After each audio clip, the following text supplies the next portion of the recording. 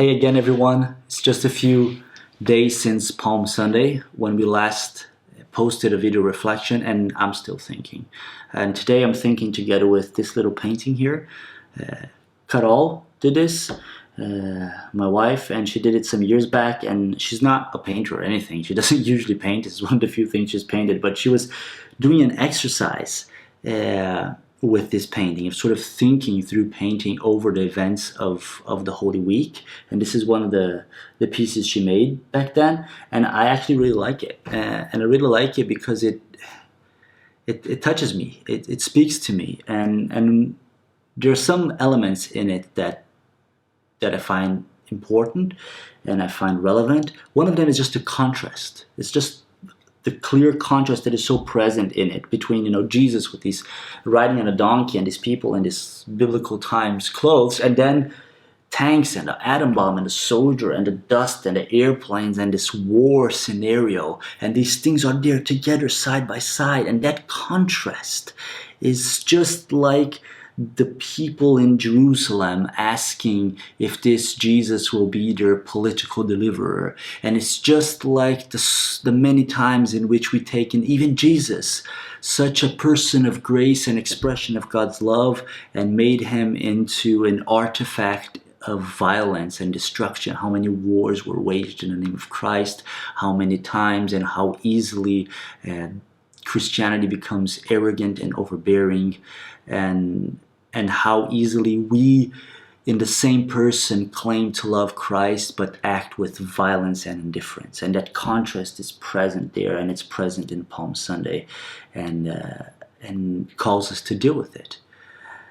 And the second thing that I've always noticed again in this painting is Jesus' eyes.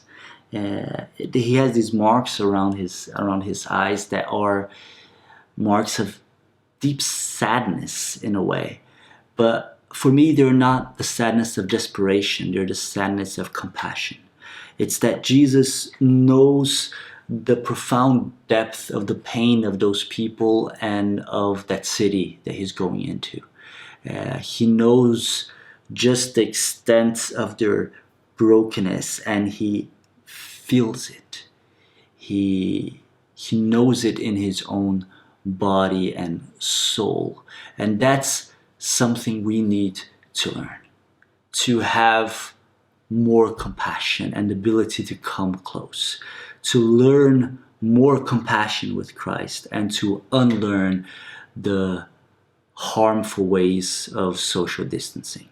We're talking a lot of social distancing these days, and now it has to do with, keeping a distance so that we help not spread this virus that is threatening us all. But the truth is, we've been practicing social distancing since the world began. When we keep our distance from the poor, when we keep our distance from the people of other races, when we keep our distance from people of other ethnic groups, when we create categories and push people away from us. Sometimes we keep the distance, sometimes we actively push them away. And there's all these ways in which we've been actually practicing evil ways of social distancing that we need to unlearn and learn the compassion in the heart and in the face of Christ. And that's that compassion that I see here. And the third thing is, which I find so beautiful, is the halo around Jesus' head, like an icon showing his holiness. But the thing is, it's right there in the middle of the picture. It's right there in the middle, and in a way, it's like it connects. It belongs to the war scene, and it belongs to the biblical scene. And it's present in both of them.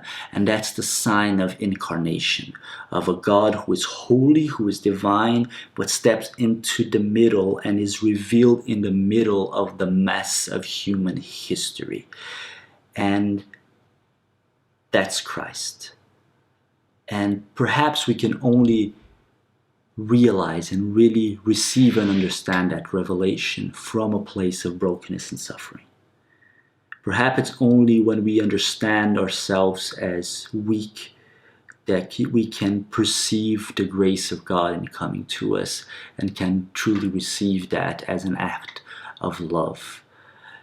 And the trick is, sometimes things get better and this virus will go away, and we may forget it, And we may again think that we're strong and forget just how frail and not strong we are.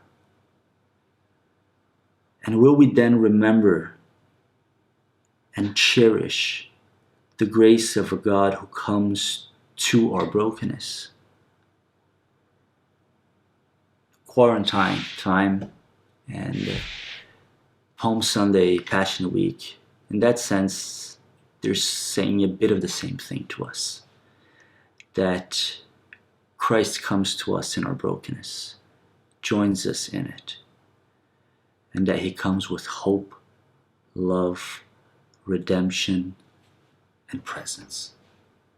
That's the presence that we declare and pray and claim and grasp through our prayers and fellowship and Eucharist and all of those things.